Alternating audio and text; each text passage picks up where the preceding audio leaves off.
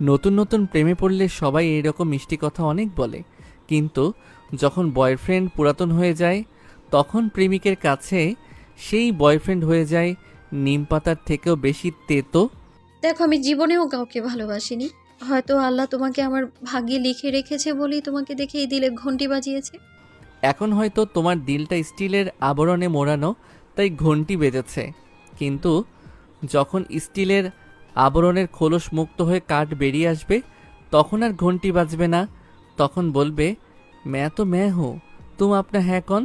হবে না, কারণ তোমার ভালোবাসা দিয়ে আমার মনে সেই স্টিলের আবরণকে ভালোভাবে ওয়েল্ডিং করেছি, যেটা কখনো ছেড়ে যাবে না।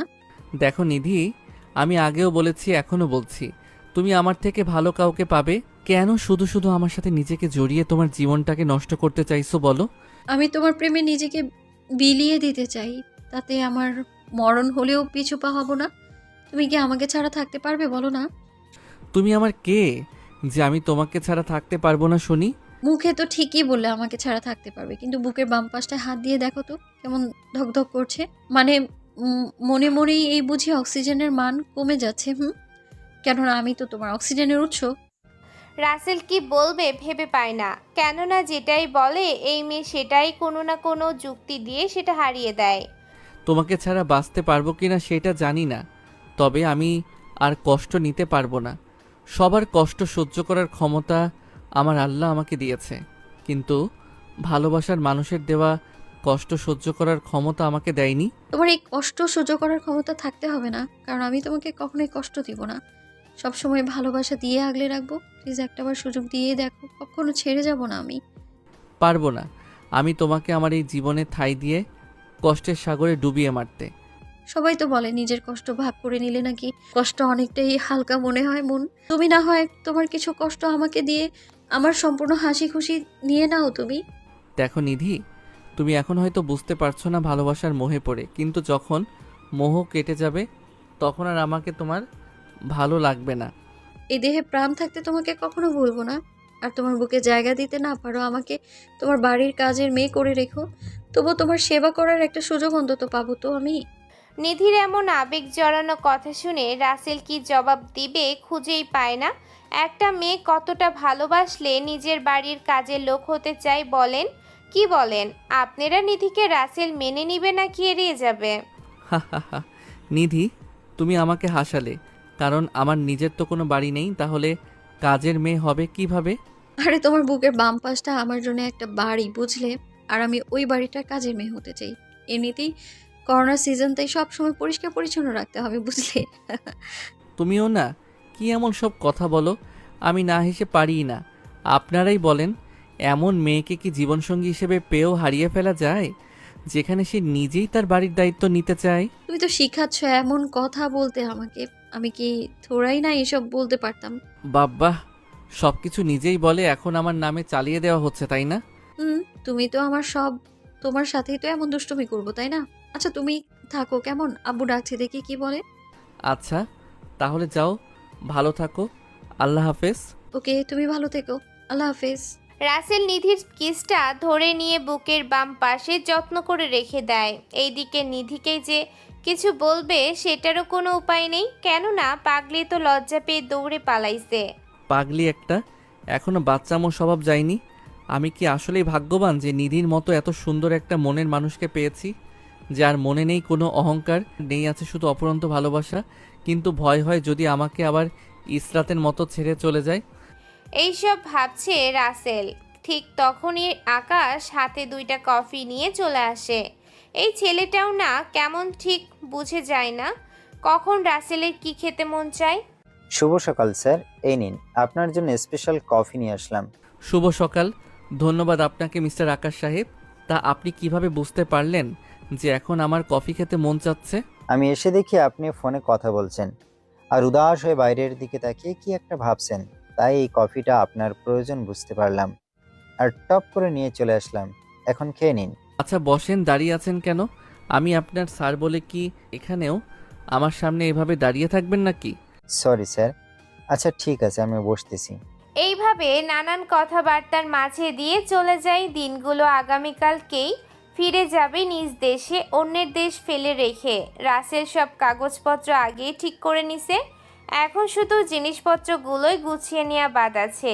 রাসেল সব জিনিসপত্রগুলো গুছিয়ে রাতের খাবার খেয়ে রুমে চলে আসে। সকাল 6টায় ফ্লাইট। রাসেল ওর বাবার কাছে ফোন করে। আসসালামু আলাইকুম বাবা, কেমন আছো? আমাকে তো ভুলেই গেছো।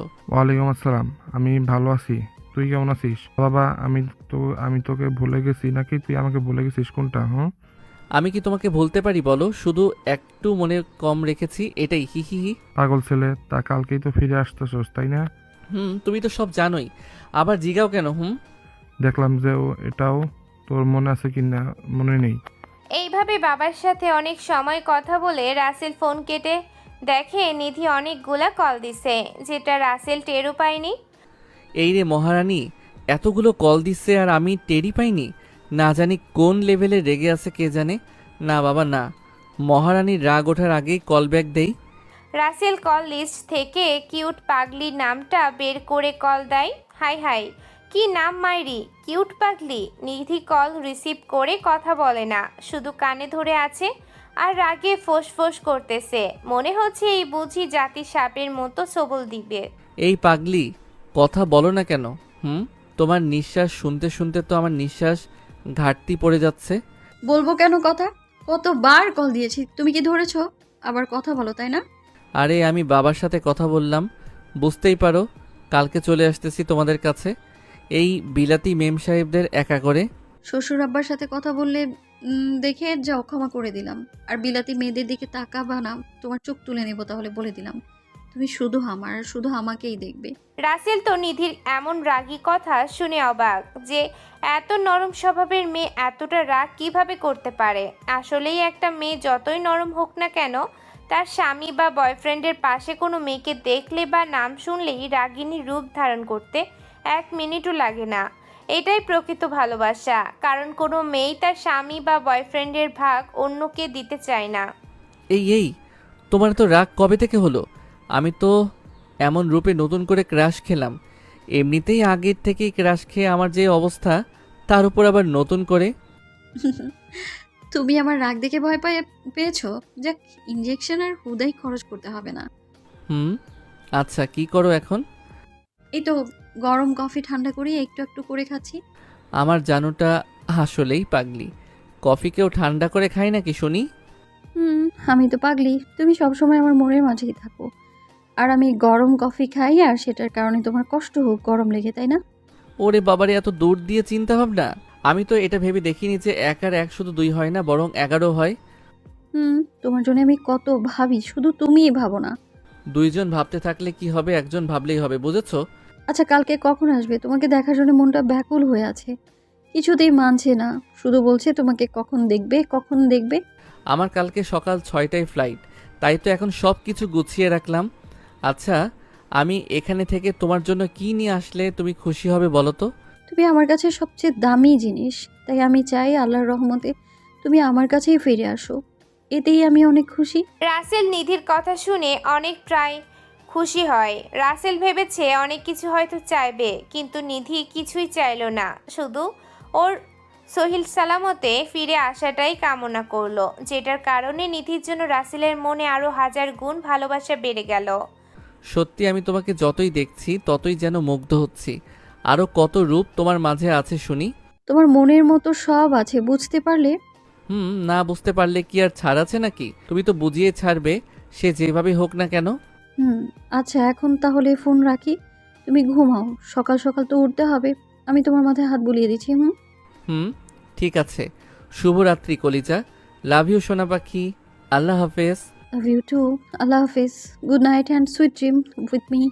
রাসেল কলটা কেটে দিয়ে ঘুমের রাজ্যে পাড়ি জমায়। এইদিকে নিধি বইটা হাতে নিয়ে পড়তে থাকে আর মুচকি মুচকি হাসতে থাকে, কেননা কালকে প্রিয় মুখটা আবার দেখতে পারবে ভাবতেই নিধি যেন আনন্দে আত্মহারা। এইদিকে রাসেলেরও আজকে 2 নয়নে ঘুম যেন কিছুতেই ধরা দিতে চাচ্ছে না। বিছানার এপাশ থেকে ওপাশ করেই যাচ্ছে, কিন্তু ঘুম পড়ে আসছে না। অবশেষে এমন করতে করতে কখন যে ঘুমিয়ে যায় সেটা রাসেল নিজেও জানে না। তাহলে আপনারা কিভাবে জানবেন সকালে সময়ের আগেই রাসেল উঠে পড়ে। মনের মাঝে এক আলাদা ভালো লাগা কাজ করতেছে। এতদিন পরে বাড়ি যাবে বলে কথা, রাসেল সব কিছু রেডি করে নিয়ে বসে আছে। এমন সময় আকাশ আসে। আসসালামু আলাইকুম। গুড মর্নিং স্যার, কেমন আছেন? ওয়ালাইকুম আসসালাম। গুড মর্নিং মিস্টার আকাশ সাহেব। আমি ভালো আছি, তা আপনি কেমন আছেন? স্যার, আমি খুব ভালো আছি, তবে মনটা একটু খারাপ। রাসেল অনেকটা অবাক হয়ে জিজ্ঞেস করে, মন খারাপের কারণটা আসলে কি? ওই রাতে তো ভালো মানুষের মতোই শিখলাম, তাহলে এখন আবার মন খারাপ কেন শুনি? আপনাকে ছেড়ে চলে যেতে হবে তাই। আপনি থাকেন চট্টগ্রাম আর আমি থাকি ঢাকা। এখানে তো আপনার আন্ডারে আমাকে রাখা হয়েছিল। আরে এতে মন খারাপের কি আছে? দেখা তো হবেই, আর আপনার ডিউটি আমার সাথেই পড়বে। নো সমস্যা ইয়াং ম্যান। আপনি চাইলে যে কোনো কিছুই সম্ভব, অসম্ভবের কিছুই নাই। তো চলেন খেয়ে নেই, আর একটু পরে বের হতে হবে। চলেন আগে খেয়ে নেই, তাহলে পরে আবার দৌড়াদৌড়ি করার তালে পড়তে হবে নি, সেটা আমার একটু ভালো লাগবে না নি।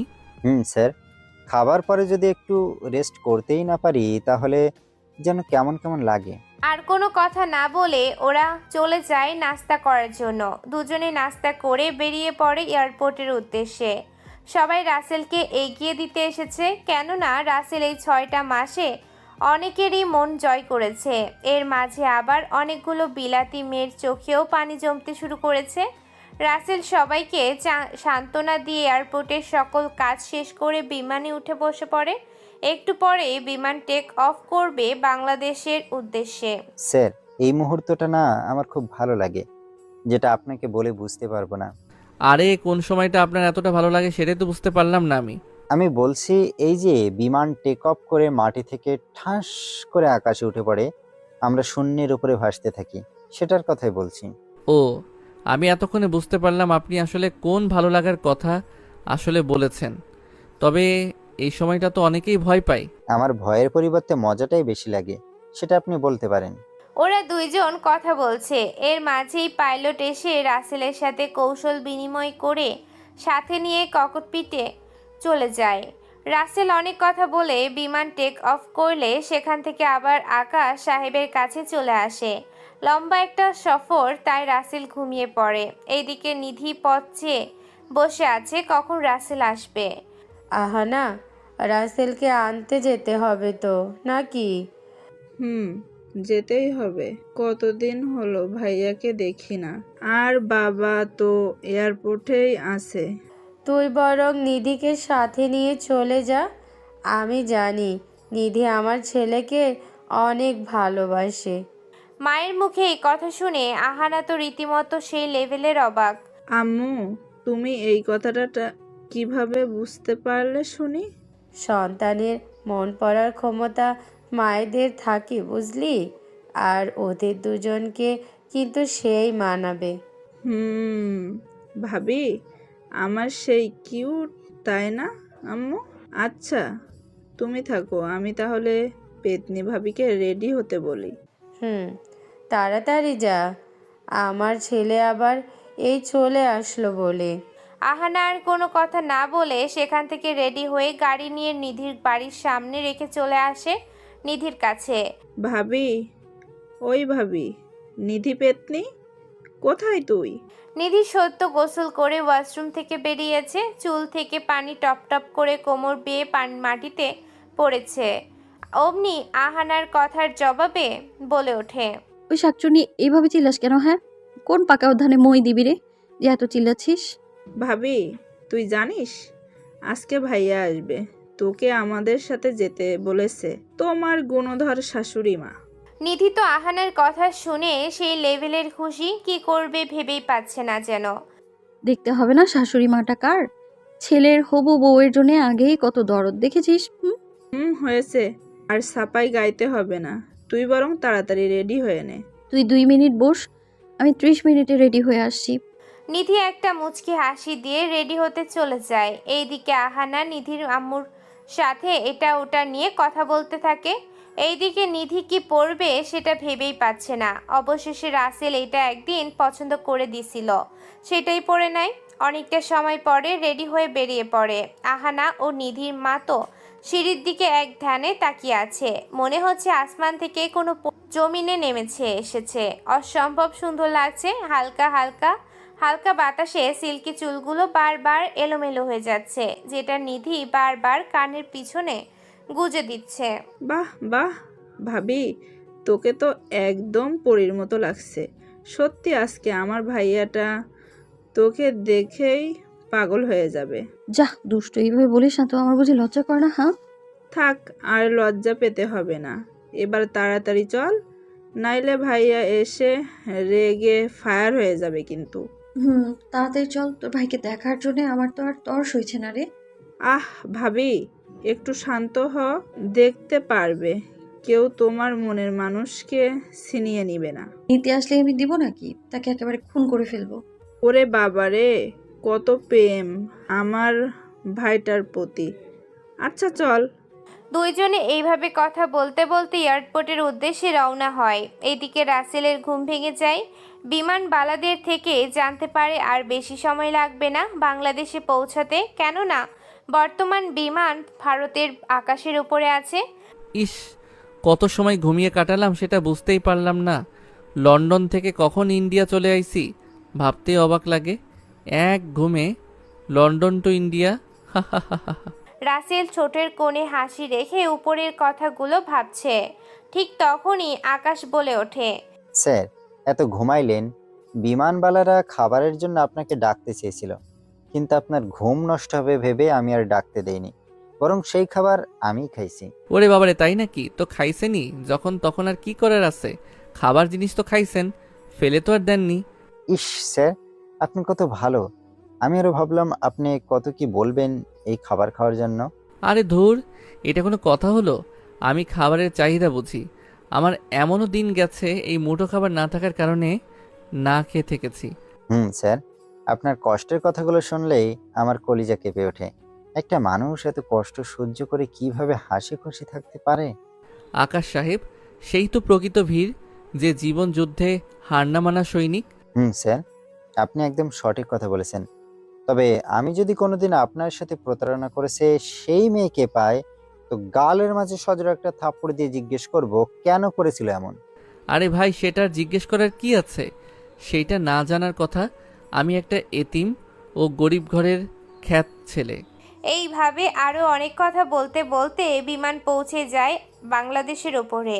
একটু পরে বিমান ল্যান্ড করে হজরত শাহজালাল আন্তর্জাতিক বিমানবন্দরে রাসেল বিমান থেকে নেমেই দেখতে পায় সবাই ফুল নিয়ে দাঁড়িয়ে আছে। রাসেলের মনে খুশির বন্যা বয়ে যায়। সেই মানুষটাকে দেখলেই সবাই মুখ ঘুরিয়ে নিত, না হয় সমালোচনার করে ফেলতো। আর আজ সেই মানুষটাকেই ফুল দিয়ে সংবর্ধনা জানাচ্ছে। রাসেল সবার প্রথমে ওর বাবার হাত থেকে ফুল নিয়ে ওর বাবাকে বুকে জড়িয়ে কান্না করে দেয়। কালিস না বাবা, আজকে যে তোর খুশির দিন। বাবা, এটা তো খুশির কান্না। আমি কখনো ভাবিনি যে এমন একটা দিন আমার জীবনেও আসবে। ধন্যবাদ বাবা, তুমি না থাকলে এটা সম্ভব হতো না। বাবা ধন্যবাদ দিয়ে তোমাকে আমাকে ছোট করিস না, কারণ আমি শুধু পথ দেখিয়েছি আর তুই সবকিছু হাসিল করেছিস তোর ইচ্ছাশক্তি ও মেধার জোরে। এইভাবেই সবার সাথে কথা বলে এয়ারপোর্টের ভেতর থেকে বাইরে এসে সামনের দিকে তাকিয়ে থ হয়ে যায়, কেননা নিধি যে ওর দিকে অপলক দৃষ্টিতে তাকিয়ে আছে। চোখের কোণে পানি চিকচিক করতেছে। এটা কোনো সুখের কান্না নয়, বরং এটা আপন মানুষকে কাছে পাওয়ার সুখের কান্না। রাসেল নিধির দিকে তাকিয়ে আছে। এমন সময় আহানা দৌড়ে এসে ওকে জড়িয়ে ধরে। ভাইয়া কেমন আছিস? কত কিউট হয়ে গেছিস ভাইয়া। আমি ভালো আছি, তা তুই কেমন আছিস? আর পেতনি একদম নজর দিবা না। তোর ফ্রেন্ডের তো নজর সরছেই না দেখছি। সরবে কিভাবে এত কিউট একটা মানুষ সামনে দাঁড়িয়ে থাকলে? রাসেল আহানার কানের একটা আলতো করে চিমটি কেটে বলে, এই পেতনি বাবা আছে, সেটা কি তুই দেখিসনি? আহ ভাইয়া, আব্বু আম্মু সেটাই জানে বুঝলে, তাই এটা নিয়ে কোনো চিন্তা করতে হবে না। তাই তো ভাবিকে আম্মু আমার সাথে পাঠিয়ে দিল। ওরে বাবারে, এত কিছু আর আমি একটু জানি না, ভাবতেই তো গান ছিনছিন করছে। নিধি একটু দূরে দাঁড়িয়ে সবকিছু দেখছিল। এইদিকে রফিকুল সাহেব একটু সেখান থেকে সরে যায়। আর নিধি দৌড়ে এসে রাসেলকে জড়িয়ে ধরে। রাসেল তো 33,000 ভোল্টের শক খেলো। মনে হয় সবাই তো তাকিয়ে মনে হয় বিনে পয়সায় সিনেমা দেখছে। এই কুত্তি, একটু তো লজ্জা কর, দেখছি সবাই কিভাবে তাকিয়ে আছে। আহানা নিধির কানে কানে উপরের কথাগুলো বলে। নিধি তো আহানার কথায় ভীষণ লজ্জা পেয়ে রাসেলের বুকে মুখ গুজে নেয়। এই যে ম্যাডাম, এখনো কিন্তু প্রপোজ করা হয়নি আর তুমি আমার বুকে স্থান নিচ্ছ। এই বুকটা শুধু আমার, তা প্রপোজ করো, আমি কি মানা করেছি নাকি? নিধি বলতে দেরি, কিন্তু আকাশ কোথা থেকে যেন এক গুচ্ছ গোলাপ এনে রাসেলের হাতে দিতে দেরি করলো না। স্যার, ভাবিকে এবার প্রপোজটা করেই ফেলেন। সবাই তাকিয়ে আছে ওদের দিকে, মনে হচ্ছে এখানে কোনো বাংলা সিনেমার শুটিং চলছে। রাসেল আকাশের হাত থেকে ফুলগুলো নিয়ে হাঁটু গেড়ে নিধির সামনে বসে। কখনো ভাবিনি আমার মনে পড়ে থাকা পাথরের স্তর তোমার ভালো দিয়ে কাটিয়ে ভালোবাসার সৃষ্টি করবে। কখনো ভাবিনি আমার মতো মানুষের জীবনেও তোমার মতো এত সুন্দর মনের কেউ আসবে। আমি ধন্য তোমাকে আমার জীবনে পেয়ে। তবে একটু বাধা আছে, সেটা হলো তুমি যদি থাকো রাজি, ডাকবো আমি তোমার আমার বিয়ের কাজী। I love you Nidhi, will you marry me? এমন প্রপোজ স্টাইল দেখে সবার মনটাই যেন কিছু সময়ের জন্য থমকে যায়। নিধি তো রাসেলের দিকে তাকিয়েই আছে। কখনো ভাবেনি এভাবে এয়ারপোর্টে এসে সারপ্রাইজ হবে। নিধি রাসেলের হাত থেকে ফুলগুলো নিয়ে, আমি কখনো ভাবিনি এভাবে তুমি আমার জীবনে আসবে, এভাবে সারপ্রাইজ দেবে আমায় আর ভালোবাসার কথা জানাবে। আমিও তোমায় বড্ড বেশি ভালোবাসি। I love you. If you want I will marry you. Rasel ও নিধিকে জড়িয়ে ধরে দুজনের মনেই যেন আনন্দের বাতাস বয়ে যাচ্ছে। সাথে আছে উপস্থিত সবার উৎসাহিত করতালি। বাহ ভাইয়া বাহ, তুই তো একদম বাজিমাত করে দিয়েছিস। আমি কখনো এভাবে ভালোবাসার কথা বলতে দেখিনি। যাক, তোদের জন্য আমার অদেখা কিছু দেখা হয়ে গেল। তুই তো বাড়ি থেকে প্ল্যান করেই এসেছিস যেন এয়ারপোর্টে নিধি আসলেই এমনটা ঘটে। তাহলে চল, ভালোবাসা ফেরত দে, সব দোষ আমার ঘাড়ে চাপিয়ে দিচ্ছিস। আরে লক্ষ্মী বোন, আমার রাগ করিস না, আমি তো তোর সাথে মজা করলাম। তোর আবার এত রাগ দেখাতে হবে না, এখন চল বাড়ি যাওয়া যাক। কুত্তি, তুই ভাইয়াকে পেয়ে আমাকে ভুলে যেতে চাইছিস তাই না? আরে কি কখনো ভুলতে পারি বল? তুই হলি আমার একমাত্র বেস্টু, তার উপর আমার জানের টুকরা, কলিজার আদুরের বোন। এইভাবে আরো কিছু সময় কথা বলে রাসেল সবাইকে আকাশের সাথে পরিচয় করিয়ে দেয়।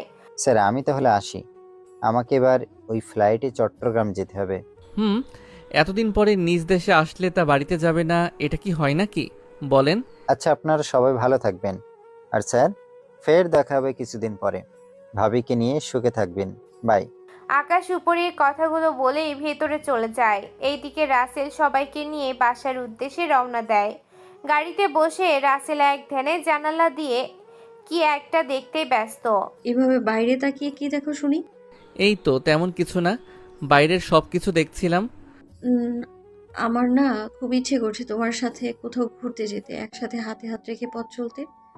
বাড়িতেই এখনো গেলাম না, তাহলে তোমাকে নিয়ে ঘুরতে যাব কিভাবে শুনি? এখন কি যেতে বলছি নাকি? পরে যাব, সেটাই তোমাকে মনে করিয়ে দিলাম। হয়েছে, এবার থাকো। ওই দেখো পেতনি কিভাবে ফুলতাছে। কিরে, তোর আবার কি হলো? এভাবে রাগে ফুসফুস করছিস কেন?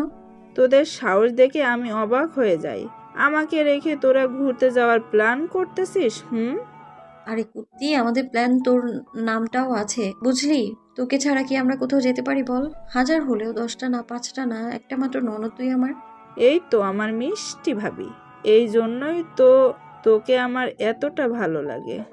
আমাকে ছাড়া তুই কোথাও যেতে চাস না। এইবার থাম, আমরা বাড়ি এসে গেছি। তোরা এত কথা কিভাবে বলতে পারিস আমি বুঝি না। ভাইয়া ভাইয়া, কথা বলাটাও একটা আর্ট, যেটা সবাই পারে না বুঝলি।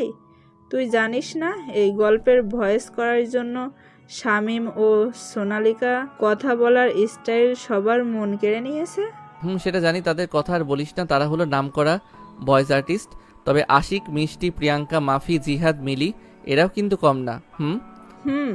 এদের ভয়েসও অনেক সুন্দর, কিন্তু সবাই তো আর ওই দুজনের কেউ voice queen and voice king নামে দিয়েছে। এইভাবে কথা বলতে বলতে বাড়ির গেট দিয়ে ঢুকে গাড়ি থামিয়ে গাড়ি থেকে নেমে পড়ে। রাসেলের মা দরজার কাছে দাঁড়িয়েছিল। আগে থেকেই ছেলেকে দেখা মাত্র দৌড়ে এসে জড়িয়ে ধরে। কেমন আছিস বাবা? আর আসতে কোনো অসুবিধা হয়নি তো? আমি অনেক ভালো আছি। তা আম্মু তুমি কেমন আছো? আর এমন শুকিয়ে গেছো কেন? নিশ্চয়ই ঠিক মতো ওই পেতনি তোমার যত্ন নেয়নি, তাই না? ভাইয়া খবরদার, আমাকে পেতনি বলে খেপাস না। যদি খেপে যায় তাহলে কিন্তু তোর নিস্তার নেই আমার হাত থেকে। যাক কুত্তি ভাগ। আম্মু তুমি এই পেতনিকে বিয়ে দিয়ে দিচ্ছ না কেন বলো তো? হ্যাঁ, আম্মু দেখো, ভাইয়া আমার সুখে দেখতে পারছে না, তাই আমাকে তাড়িয়ে দেবার কথা বলছে। এইভাবে এমন ভাই বোনের মিষ্টির ঝগড়া দাঁড়িয়ে থেকে সেই মনোযোগ দিয়ে শুনতেছে। নিধি আর মিটি হাসতেছে। এই তোরা দুইটা কি সব সময় সাপ বেজির মতো লড়াই না করে একটু থাকতে পারিস না? আর আহানা, তুইও কেমন দেখছি? রাসেল এত দিন পর দেশে আসলো, তাও এখনই শুরু করেছিস এমন? মায়ের কথা শুনে আহানা ন্যাকা কান্না শুরু করে দেয়। আম্মু তুমিও ভাইয়াকে পেয়ে আমাকে এখনই ভুলে গেছো? যাও, তোমার সাথে আমার কোনো কথা নেই। আহানা উপরের কথাগুলো বলেই হনহন করে রাগ দেখে উপরে ওর রুমে চলে যায়। আম্মু দিলে তো ওকে রাগিয়ে। ও আমার সাথে এমন করবে না তো কে করবে বলো? ওই পেতনির সাথে যে আমি এমন না করলে আমার একটু ভালো লাগে না। এতদিন খুব মিস করেছি এই মিষ্টি মিষ্টি দুষ্টুমিগুলো। আমি কি বললাম? যা এখন গিয়ে রাগ ভাঙা, না হলে মহারানী কেঁদে কেঁদে বালিশ ভিজিয়ে ফেলবে। আরে নিধি মামুনি, দাঁড়িয়ে কেন? বসো। না আম্মু, আমি তোমার আদরের ছেলে মেয়ের এমন দুষ্টু মিষ্টি সম্পর্কগুলো খুব উপভোগ করছিলাম। আর বলিস না, এই দুটোকে নিয়ে আমার হয়েছে যত জ্বালা। একটু সামলাতে পারি না, সব সময় সাপ বেজির মতো ঝগড়া করতেই থাকবে। আম্মু তুমি চিন্তা করো না, আমি আসলেই তোমার সাথে একটু বেড়ে যাবে, তখন আর এমন করতে পারবে না। হরে মা, তোরে যে আমার ছেলের বউ করে কবে ঘরে আনতে পারমু সেইটা আল্লাহই ভালো জানে। আম্মু দেখো, এখনই কোনো বিয়ের কথা বলবে না, অনেক দেরি আছে। আর নিধি ম্যাডামও ডাক্তার হয়ে বের হোক। আমিও আর তোর বাবা সেটাই ভেবেছি। কেননা তোর বাবা চায় না এই বিয়ের টেনশনে নিধির স্বপ্ন পূরণে কোনো ক্ষতি হোক। আম্মু তোমরা ভালো কথাই চিন্তা করেছো। তা এখনো কি আমাকে এইভাবে না খাইয়ে রাখবে? আমি কতদিন তোমার হাতে খাবার খাই না। এই রে, আমি তো বক বক করতে করতে ভুলেই গেছি তোকে খাবার দেবার কথা। আচ্ছা, তুই গিয়ে মহারানীকে রাগ ভাঙিয়ে ফ্রেশ হয়ে সাথে করে নিয়ে আয়, আমি আর বৌমা খাবার রেডি করি। ঠিক আছে আম্মু, তুমি বরং সেটাই করো, এটাই সব থেকে ভালো হবে। আর মহারানীর রাগ ভাঙাতে যে আমার কত কাঠখড়ি পোড়াতে হবে সেটা কে জানে। তোমার মেয়ের যে রাগ রে বাবা, দেখলেই ভয় লাগে। হ্যাঁ, তুই রাগিয়েছিস, এখন তুই বোঝগে কত ধান বানতে কত চাল হয়। আম্মু তুমি পেতনিটাকে এভাবে রাগিয়ে দিয়ে আমার উপরে সব দোষ চাপিয়ে আবার মজা নিচ্ছ, তাই না? রাশিদা চৌধুরী কিছু বলতে যাবে, ঠিক তার আগেই দরজার ওই পাশ থেকে রফিকুল চৌধুরী মানে রাসেলের বাবা বলে ওঠে। কে কার সাথে এতটা রাগ করলো শুনি, যে রাগ ভাঙাতে এত কিছু করতে হবে? কি আবার রাগ করবে বলো? তোমার আদরের ফাজিল মাইয়া আছে না, ওই রাগ করেছে। আর তুমি তো জানোই আহানা রাগলে কি হয়।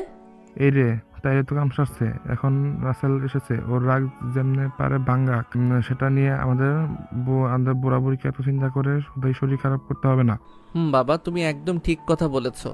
আমি আছি তো ওই পেতনির রাগ ভাঙানোর জন্য, তাই না? এখন যা গিয়ে মহারানীর রাগ কমিয়ে খেতে নিয়ে আসে। রাসেল আর কোনো কথা না বলে সেখান থেকে চলে আসে রুমে। আর রুমে এসেই কাপড় চোপড় পরিবর্তন করে ওয়াশরুমে গিয়ে গোসল করে কাপড় পরে বেরিয়ে আসে। একটু রেডি হয়ে আহানার রুমে চলে আসে, দেখে আহানা বালিশে মুখ গুজে কাঁদছে আর চোখের জল মুছতাছে। ওই আহানা ওঠ, আমার না অনেক ক্ষুধা লেগেছে, সেই কখন খেয়েছি। ক্ষুধা লেগেছে তো জানা খেয়ে নে, আমার কাছে কি? আমি কি হাড়ি নিয়ে বসে আছি নাকি? না ঠিক সেটা না, কতদিন হলো তোর সাথে বসে খাবার খাই না, আজকেও কি খেতে পারবো না? আমি কারোর বোন না, তুই চলে যা এখান থেকে। হুম, আমি যদি তোর ভাই হতাম তাহলে কি আরে এভাবে বলতে পারতি? আমি যখন তোর কিছু হই না তাহলে এখানে থাকবো কেন? তার চেয়ে বরং আমি এই বাড়ি থেকে চলে যাচ্ছি। কোথায় যাবি তুই? শুধু এক পা সামনে বাড়িয়ে দেখ, একদম মেরে পা হাতে ধরিয়ে দিব। না রে, আমি তো তোর ভাই না, তাহলে কেন থাকবো? রাসেলের উপরের কথাগুলো বলেই পেছনে ফিরে হাঁটার ভান করলেই আহানা বলে ওঠে, যেও না ভাইয়া, ও ভাইয়া, যেও না ভাইয়া। তুই চলে গেলে আমাকে কে করবে এমন মিষ্টি আদর? যেও না ভাইয়া, ও ভাইয়া, যেও না প্লিজ। রাসেল আহানার কথা শুনে মনে মনে বলে, যাক বাবা, তাও কাজ হয়েছে। মনে হচ্ছে মহারানীর রাগ কিছুটা হলেও কমেছে। আচ্ছা, যাব না এখন, চল খেতে। আব্বু অপেক্ষা করতেছে আমাদের জন্য। যাব না আমি, তুই বেশি করে খাগা, আমার ক্ষুধা নেই। ইস, আমি কারোর জন্য কত সুন্দর ড্রেস আর দামি ব্র্যান্ডের মেকআপ নিয়ে এসেছি, এখন তো সে নিবে না, তাই ভাবছি কাউকে দিয়ে আসি। রাসেল যেই না মেকআপের কথা বলেছে তো হলো আহানার রাগ পানি। ওই আমি কি বলছি যে আমি তোর এত কষ্ট করে আনা জিনিস নিব না? আমার ভাইয়া আমার জন্য জিনিস এনেছে আর আমি সেটা নিব না? কেমন দেখায় না?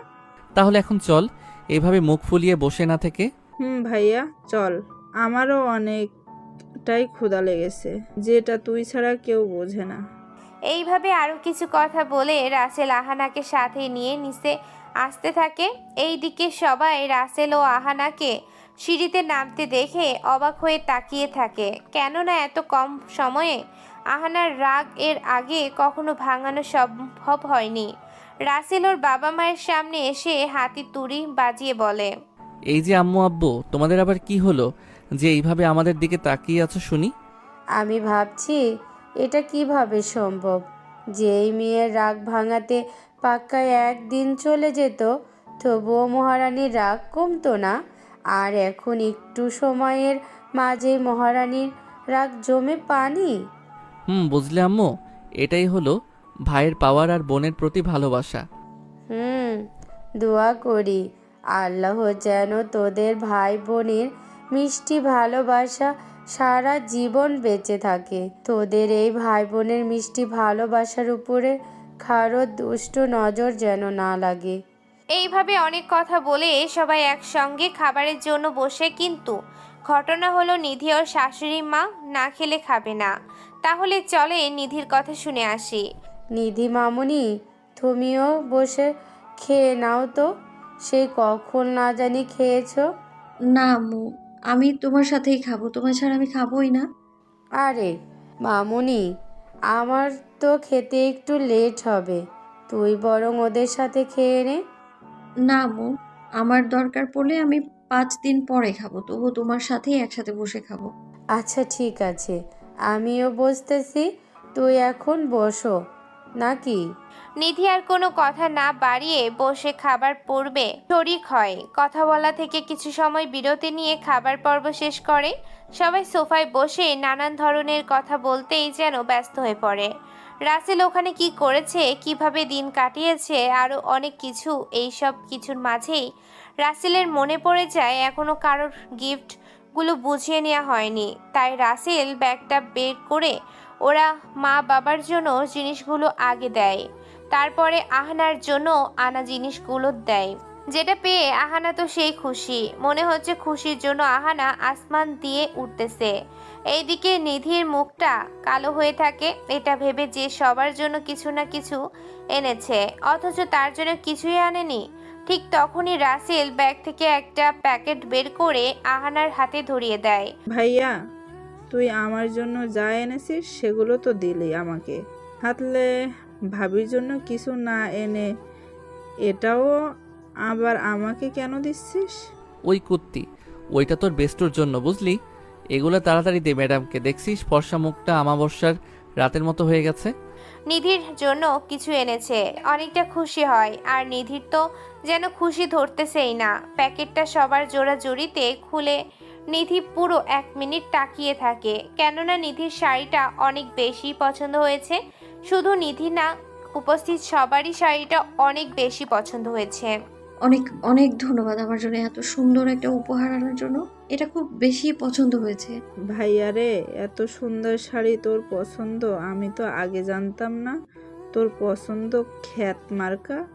তবে আজকে জানলাম তোর পছন্দ বেস্ট। দেখতে হবে তো, সুন্দরী মানুষের জন্য সুন্দর জিনিস বেশি মানায়, বুঝলি? তার মানে আমি দেখতে পেতনির মতো, তাই না?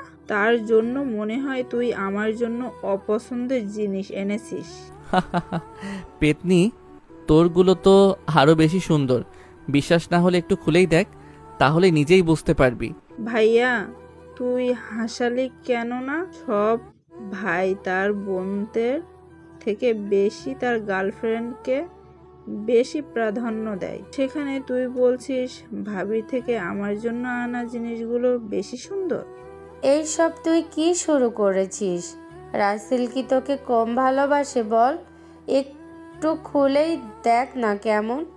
এইদিকে আহানার কথা শুনে রাসেল অনেকটাই মনে কষ্ট পায়, কেননা যেখানে রাসেল ওকে এত ভালোবাসে সেখানে এই কথা বলল। মায়ের কথা মতো আহানা প্যাকেটটা খুলে দেখে আসলেই অনেক সুন্দর সুন্দর জিনিস ওর জন্য এনেছে। মানের আহানার কাপড়ের কাছে নিধির কাপড় তুচ্ছ। ওয়াও, এত সুন্দর!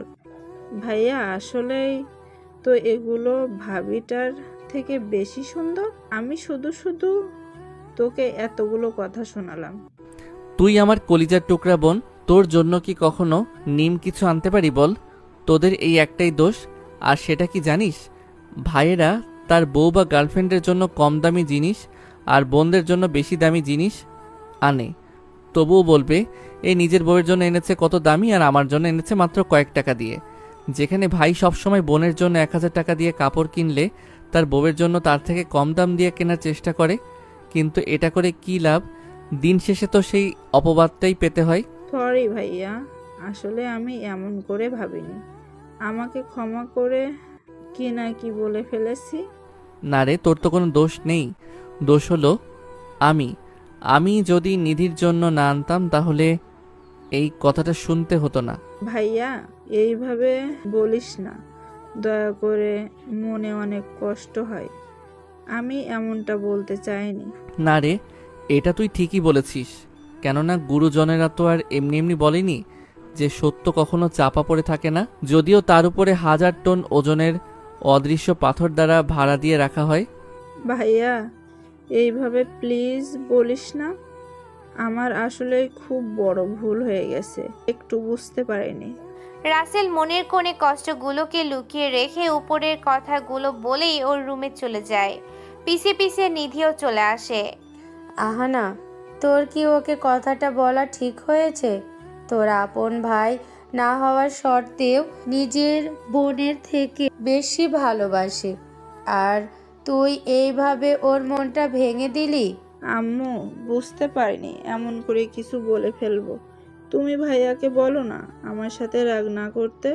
ও রাগ করে থাকলে আমার যে একটুও ভালো লাগে না। তুই রাগিয়েছিস, এখন তুই গিয়ে রাগ ভাঙাবি, বুঝলি? তোদের ভাই বোনের রাগ অভিমানের মাঝে আমাকে টানিস না।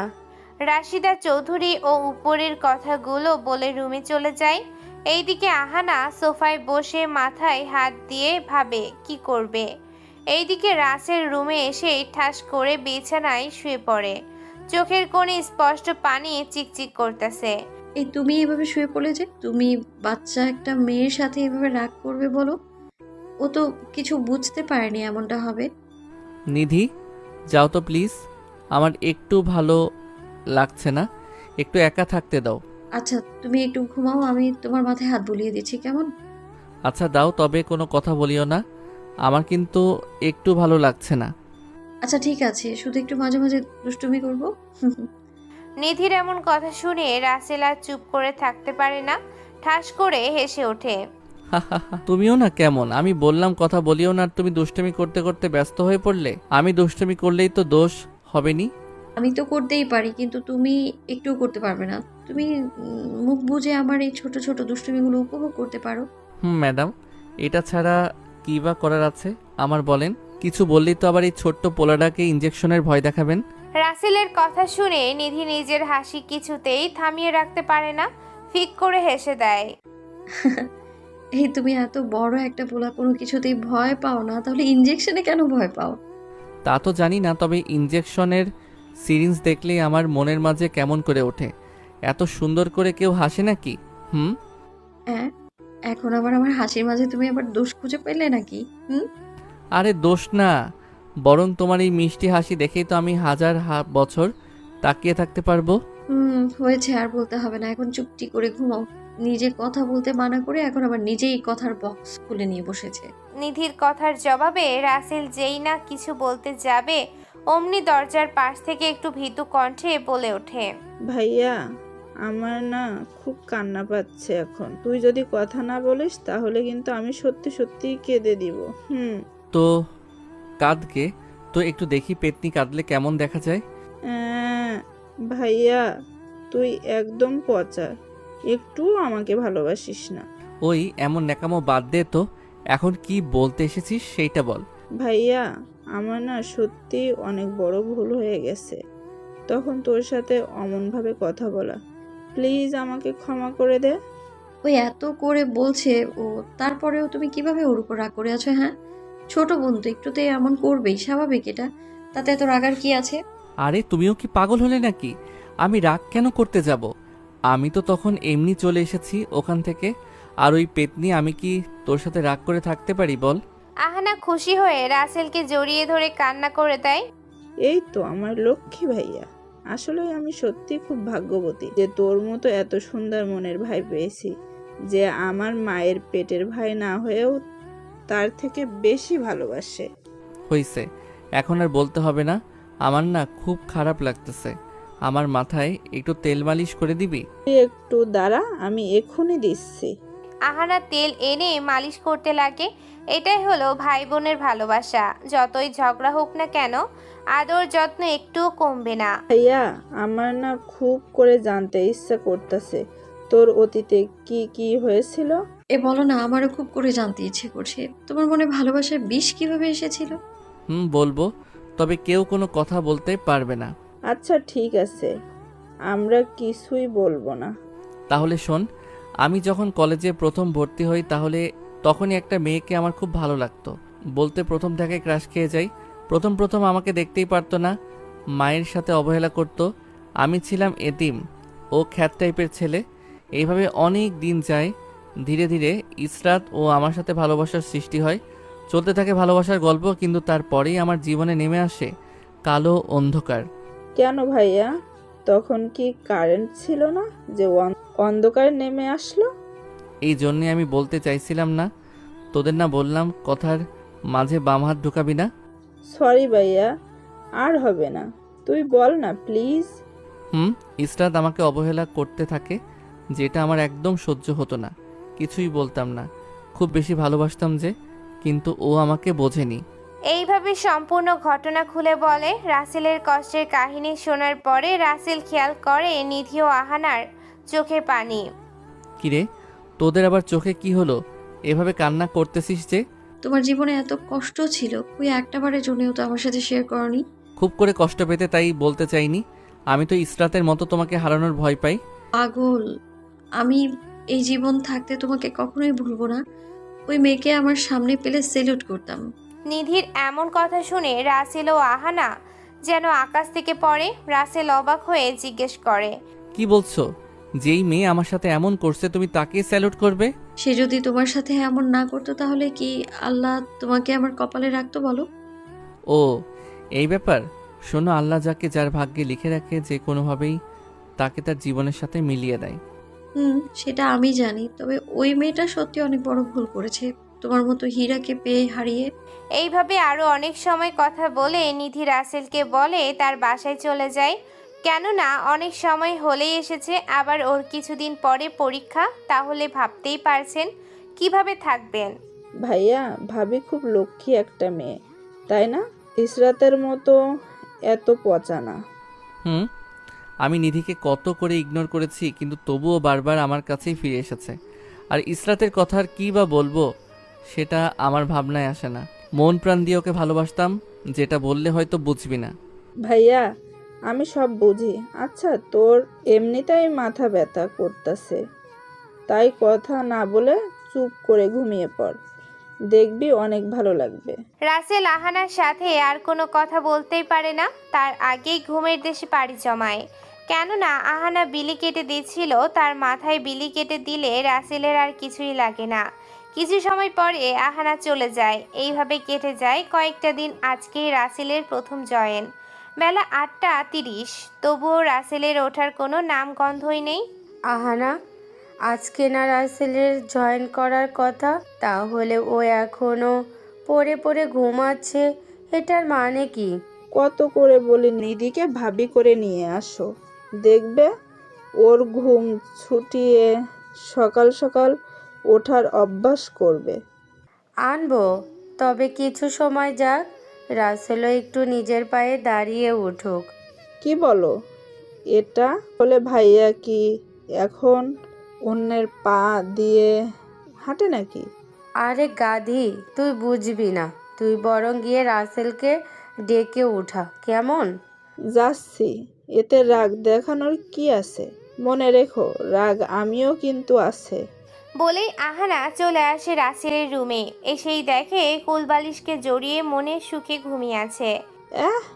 নবাব জাদা, পরে পরে ঘুমাবে, আর আমার শুধু ডেকে ওঠাতে হবে। ভাইয়া, ওই ভাইয়া, ওঠ না। হুম। বাদ দিয়ে উঠবি নাকি পানি ঢেলে দিব, কোনটা? এই পেতনি, তুই সকাল সকাল এত চিল্লাচিল্লি করছিস কেন? তোর কি খেয়ে দে কোনো কাম নাই নাকি এটা ছাড়া? তুই তো ঘুম থেকে উঠিস না, তার জন্য আমিও অন্য কাজ করতে পারি না। দরজাল রাশিদা চৌধুরী আমাকে এই কাজেই পাঠায়। সবেমাত্র মনে হয় 5টা বাজে, আর তুই এখনই আমার ঘুমটাকে স্বর্গে পাঠিয়ে দিলি। এখন তো 4টা বাজে। তুই আরো ঘুমা, অফিসে আর যেতে হবে না।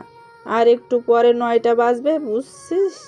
রাসেল আহানার কথা শুনে লাফিয়ে উঠে পড়ে আর আহানাকে বলে ওঠে, কি বলিস এইসব? 9টা বাজে আর তুই আমাকে এখন ডাকতেছিস?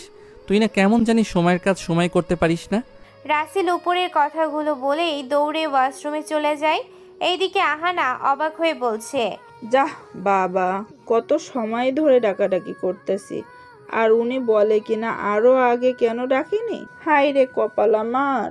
আহানা বিড়বিড় করতে করতে নিচে চলে আসে। রাসেলও ফ্রেশ হয়ে রুমে এসে মোবাইলটা হাতে নিয়ে নিধির নাম্বারে ছোট্ট করে একটা গুড মর্নিং কলিজা লিখে রেডি হয়ে নিচে চলে আসে। নিচে এসে দেখে টেবিলে সব খাবার সাজানো, আর ওর বাবা প্লেট নিয়ে বসে আছে। আব্বু, তুমি না খেয়ে এভাবে প্লেট হাতে নিয়ে বসে আছো কেন?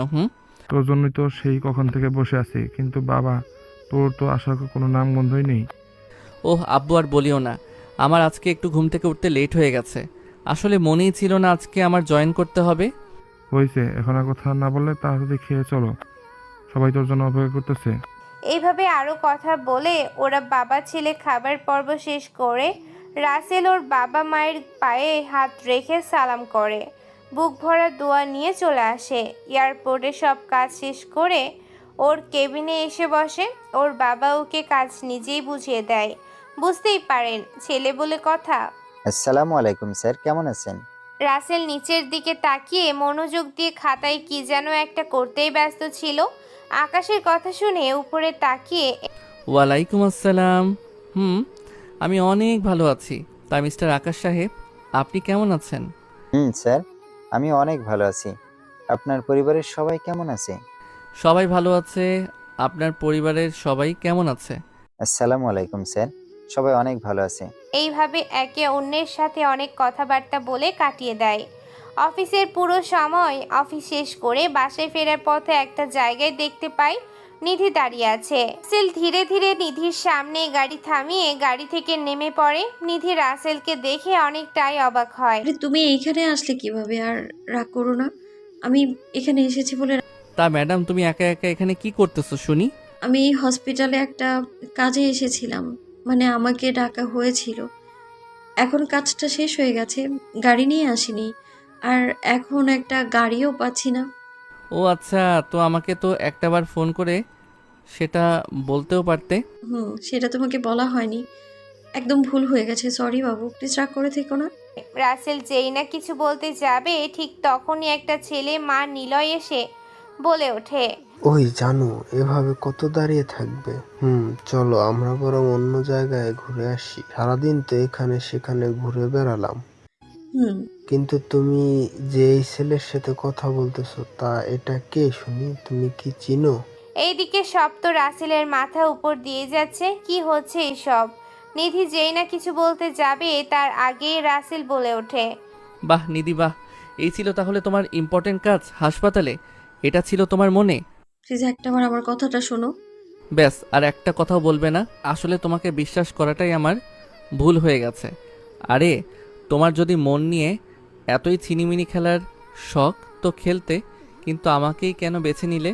নিধির মুখে কোনো কথা নেই, ঠাই দাঁড়িয়ে আছে। ভয়ে নিধি ও নিলয় দুজনেই কাঁপছে। রাসেলের চোখ দিয়ে যেন আগুনের ফুলকি ঝরছে।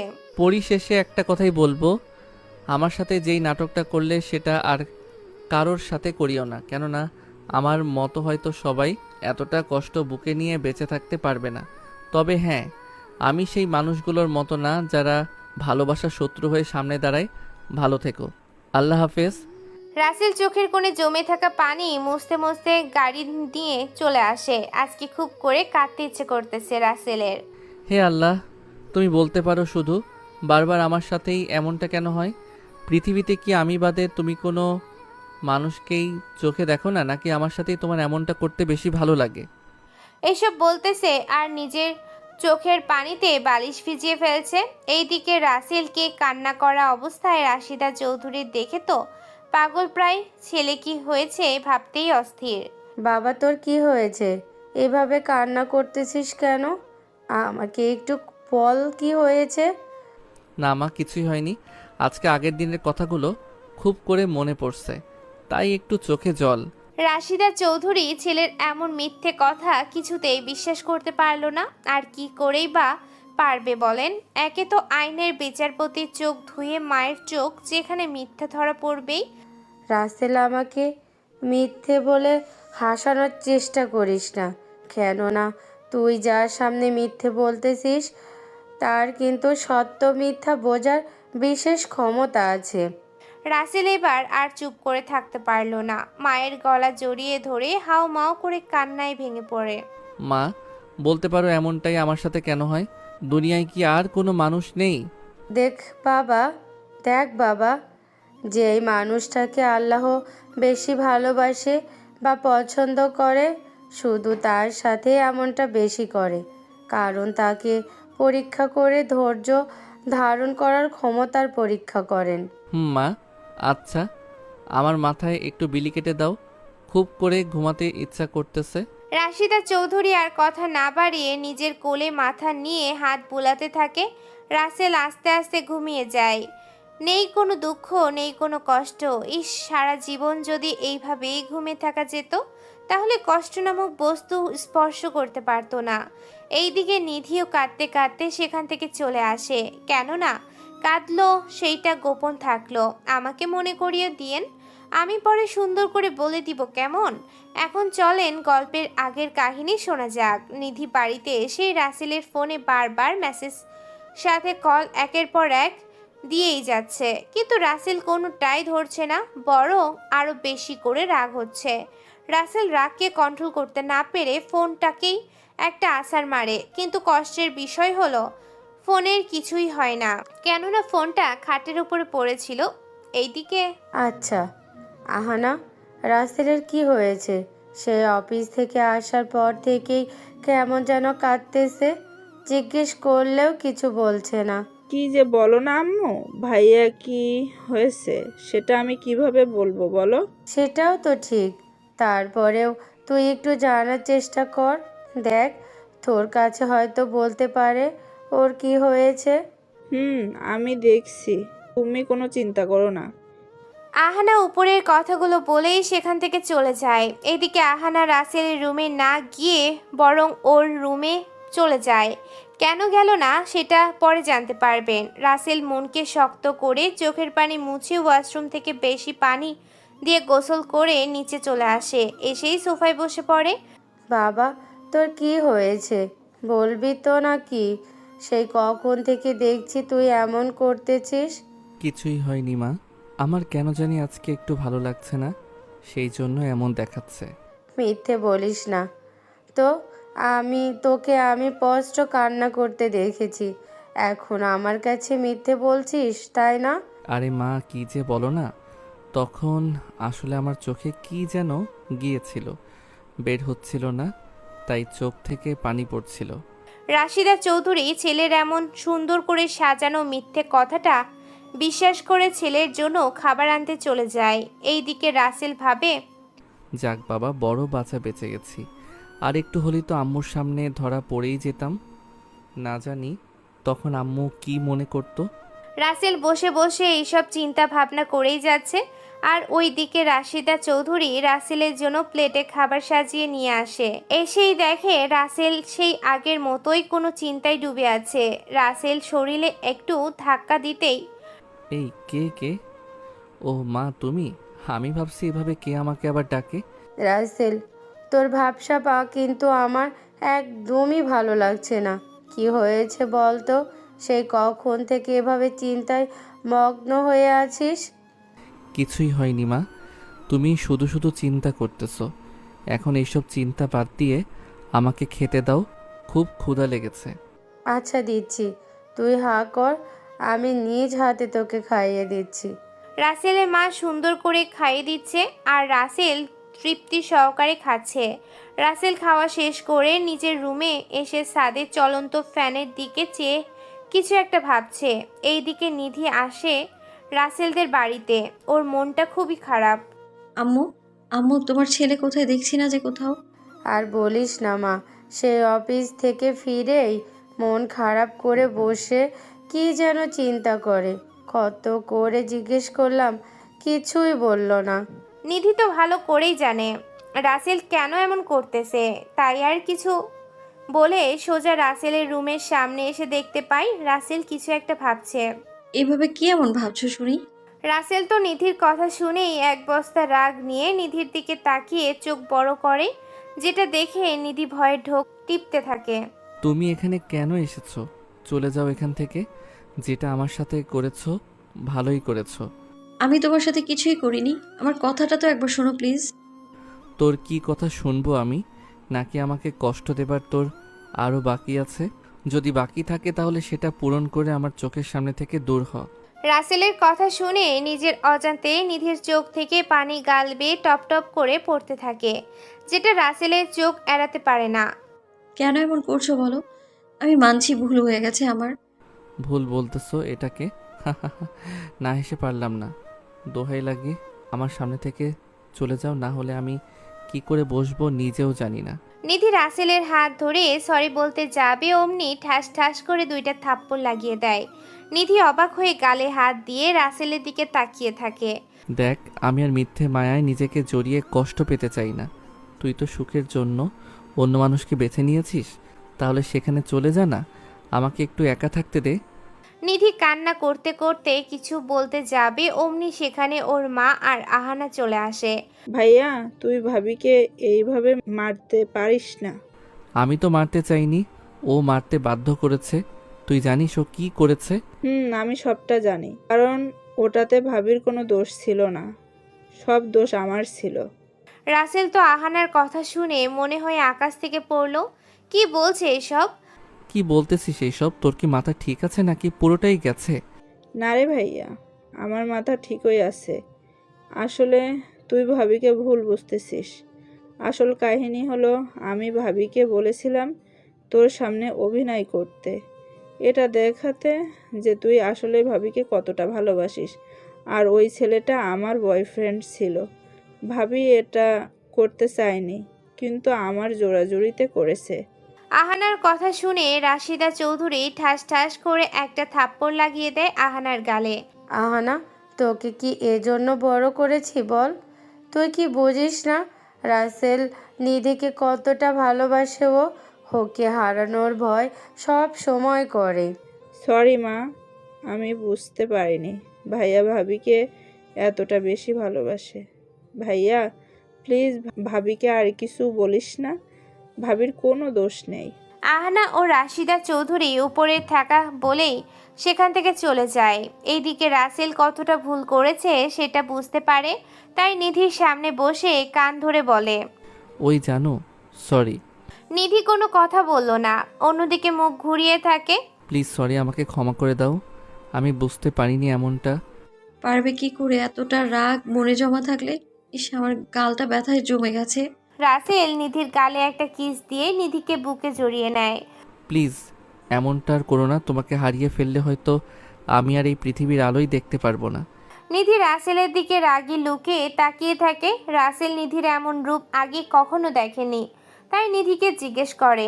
কি হলো মেরে রানী, এভাবে তাকিয়ে আছো কেন? তুমি কি বললে? আমাকে ছেড়ে চলে যাবার কথা মুখে আনলেই না একেবারে খুন করে ফেলবো, পরে আমি নিজেকেও শেষ করে। নিধি ওর পুরো কথাটা শেষ করার আগেই রাসেল ওর ঠোঁট জোড়া নিজের দখলে নিয়ে নেয়। নিধি তো অবাক হয়ে রাসেলের চোখের দিকে তাকিয়ে আছে, যেন রাসেলের চোখে পুরো পৃথিবীটাই আলোয় ঝকঝক করতেছে। এই কথাটার মুখে আনবে না, এই আমি বলে দিলাম। তোমাকে ছাড়া আমি যে অসহায় সেটা কি তুমি বোঝো না? বুঝি তো আমি যে তোমার পৃথিবী, সেটা আমার থেকে কে ভালো বুঝবে বলো? আচ্ছা এখন তুমি ঘুমাও, কেঁদে কেঁদে তো চোখ মুখ ফুলিয়ে ফেলেছো। সব দোষ তোমার। তখন যদি আমাকে বলে দিতে তাহলে এমনটা হতোই না। তুমি খুব পচা। আমি তো কত করে বলার চেষ্টা করেছি, কিন্তু একটু বলার সুযোগ পর্যন্ত দাওনি তুমি। সরি সোনা, আমি বুঝতেই পারিনি আমার কলিজা ও আমাকে এতটা বেশি ভালোবাসে। অনেক বেশি ভালোবাসি তোমাকে, সেটা হয়তো বলে বোঝাতে পারবো না তোমায়। এইভাবে কথা বলতে বলতে রাসেল যে কখন ঘুমিয়ে গেছে সেটা বলতেই পারবে না। নিধি রাসেলের কপালে আলতো করে একটা ভালোবাসার পরশ দিয়ে সেখান থেকে খুশি মনে বাসায় চলে আসে। এইভাবে দেখতে দেখতে কেটে যায় অনেকগুলো দিন। এখন নিধি ডাক্তার হয়েছে, রাসেলের জ্বর আসে, বিছানা থেকে উঠতে পারতেছে না। নিধি রাসেলের কাছেই থাকে সারাটা দিন। কি ডাক্তার ম্যাডাম, আজকে হাসপাতালে যাবে না নাকি? তোমাকে রেখে যেতে ইচ্ছে করছে না। তোমাকে এভাবে রেখে আমি কিভাবে যাই বলো? আরে ধুর, আমার তো কিছুই হয়নি, একটু জ্বর এসেছে তাই তুমি এমন করতেছো। তুমি যাও, আমার কিছুই হবে না। না, আমি তোমাকে রেখে কোথাও যাবো না। আমি শখের বসে জব করি, বুঝলে? আর তোমার থেকে আমার শখটা বেশি বড় না। রাসেলের নিধির কথা শুনে মুগ্ধ হয়ে যায়। রাসেল নিধির কাঁধে ভর দিয়ে ওয়াশরুম থেকে ফ্রেশ হয়ে আসে। একটু পর জোর করে নিধি রাসেলকে খাবার খাইয়ে ওষুধ খাইয়ে দেয়। রাসেল একটু শুয়ে থাকে।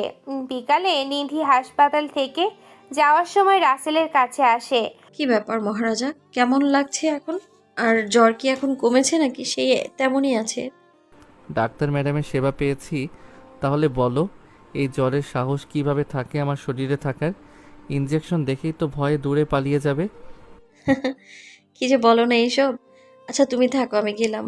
হসপিটালে যেতেই চাইলাম, তুমি জোর করে পাঠালে। আরে আমি এখানে একা রুগী আর ওখানে অনেক রুগী, তাদেরও তো ডাক্তারের সেবা পাওয়া প্রয়োজন, তাই না? সেটাই তো। আচ্ছা থাকো, ভালো লাগছে না, সারাদিন কত ঝামেলা গেল। ওই, তোমার উপরে এত ঝামেলা আবার কিভাবে হলো শুনি? সিনিয়র ডাক্তার বলে কথা। আর বলো না, একটা মেয়ে তার বাবাকে হসপিটালে নিয়ে এসেছে, অন্য হসপিটাল থেকে ফিরিয়ে দিয়েছে। ও, এখন কি উনি ঠিক আছে? আর আমি জানি আল্লাহর রহমতে তুমি তার চিকিৎসা করলেই সে ভালো হয়ে উঠবে। সে এখন একটু ভালো আছে। আর মেয়েটা অনেক ভালো। সে কি কান্না আমায় জড়িয়ে ধরে! মেয়েটার মা তো ঠেকিয়ে রাখতেই পারছিল না। আচ্ছা থাকো, তোমার যেহেতু জ্বর কমেছে তাই বিকেলে আমাকে হসপিটালে নিয়ে যেও, ওই রোগীকে দেখতে যেতে হবে। যথা আজ্ঞা মহারানী, আপনার আদেশ এই বান্দা অক্ষরে অক্ষরে পালন করবে। আচ্ছা দেখবো রে কত পালন করো। আমি গেলাম, তুমি উঠে ফ্রেশ হয়ে নাও। উপরের কথাটা বলেই নিধি সেখান থেকে চলে যায়। আর রাসেল উঠে ফ্রেশ হয়ে আগে থেকে নিধির জন্য রেডি হয়ে বসে থাকে। বিকেলে নিধি ও রাসেল হাসপাতালের জন্য বেরিয়ে পড়বে। এমন সময় আমাকে বাসায় একা রেখে তোমরা ঘুরতে যাবা? না, এটা তো হবে না। কুত্তি, তোরে তো খোঁজার জন্য গেছিলাম, কিন্তু গিয়ে দেখি তুই পড়ে পড়ে ঘুমাচ্ছিস। এখন কথা বলে সময় নষ্ট না করে চল যাওয়া যাক। আমি জানি আমাকে আবল তাবল বুঝিয়ে না নেওয়ার ধান্দা করবি। পেতনি, তোরে তো কি যে কর্ম। আচ্ছা চল, পরে বাসায় ফিরে দেখা যাবে। এই বলে ওরা বেরিয়ে পড়ে হাসপাতালের উদ্দেশ্যে। কিছু সময় পরে চলেও আসে নিধি। আগে আহানাকে সাথে নিয়ে হাসপাতালের মানে ওই কেবিনে যায়। রাসেলের একটু কাজ আছে বলে সেই পড়ে যাবে। এইদিকে নিধি ওই রুগীর কাছে আসে। ম্যাডাম, আপনি আছেন? দেখেন না আমার বাবা কেমন করতেছে। আমাকে আর আগের মতো ইসরাত বলে ডাকছে না। দেখেন সে অসুস্থ, তাই আপনি শান্ত হন, দেখবেন সব ঠিক হয়ে যাবে। এভাবে ভেঙে পড়লে তো আপনার বাবার আরো বেশি কষ্ট হবে। আমি কাঁদবো না, আপনি আমার বাবাকে ভালো করে দিন না প্লিজ। দেখুন মিস ইশরাত, আমি আমার সর্বোচ্চ দিয়ে চেষ্টা করেই যাচ্ছি, বাকিটুকু আল্লাহর হাতে। ভাবি, তোমার হয়ে থাকলে চলো। ভাইয়া মনে হয় কাজ শেষ হয়ে গেছে, হয়তো আমাদের জন্য বাইরে দাঁড়িয়ে আছে। তোমার ভাইয়া তো এখানে আসলেও পারতো, তাই না বলো? সেটা পারতো, কিন্তু বুঝতেই পারো বড় অফিসার বলে কথা, সবাই এক নামে চেনে। সিনিয়র অফিসার রাসেল, তার এইটুকু ইগো তো থাকবেই। রাসেল নামটা শুনেই ইসরাতের কলিজায় নাড়া দিয়ে ওঠে। কিছু সময়ের জন্য হারিয়ে যায় যে সে তার বাবাকে নিয়ে হাসপাতালে আছে। ম্যাডাম, আপনি কি নাম বলবেন? কেন? আমি তো রাসেল নাম বলছি। আমার ভাই বিমান বাহিনীর বড় অফিসার, আর এই ডাক্তার ম্যামের হবু স্বামী। কিন্তু আপনি রাসেল নাম শুনে এইভাবে রিয়াক্ট কেন করলেন শুনি? নিধির প্রশ্নের জবাবে ইসরাত যেটা বলে সেটা শুনে তো নিধি ও আহানা অবাক হয়ে যায়। কেননা ইসরাত বলেছে, আসলে আমি একজনকে আমার জীবনের থেকেও বেশি ভালোবেসেছিলাম। তার নামও রাসেল ছিল, কিন্তু সে আমার জীবন থেকে হারিয়ে গেছে দূর অজানায়। এখন ওনার মুখ থেকে যখন রাসেল নামটা শুনলাম, তখন ওর কথা খুব করে মনে পড়ে গেল। ও আচ্ছা, বুঝলাম। কিন্তু তাকে আপনি এত ভালোবাসা সত্ত্বেও হারিয়ে ফেলেন কেন, সেটাই তো বুঝলাম না। ইসরাত যেই না কিছু বলতে যাবে তার আগেই নিধির ফোনে রাসেল কল দিয়ে যেতে বলে। ফলে আর ইসরাতের কথাগুলো না শোনাই রয়ে যায়। ভাবি, ভাইয়া তো বারবার ফোন করেই যাচ্ছে, চল না এখন এনার কথা শোনা বাদ দিয়ে। পরে না হয় ভাইয়া রাগে ফায়ার হয়ে যাবে। তার কাছে বরং এনার কাহিনী তুমি পরে শুনে নিও। তুই ঠিক বলেছিস।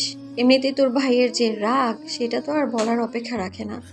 কথাগুলো বলেই ওরা চলে যায়। আর ইসরাত ওদের চলে যাওয়ার দিকে এক ধ্যানে তাকিয়ে থাকে। এদিকে অন্য দিক থেকে রাফি ও রাইসে ইসরাতের কাছে এসে হাতে তুড়ি দিয়ে বলে, কি রে, কোন রাজ্যে হারিয়ে আসিস শুনি? সে কখন থেকে শুধু শুধু ডেকেই যাচ্ছি, কিন্তু তো সেই দিকে কোনো খেয়ালই নেই।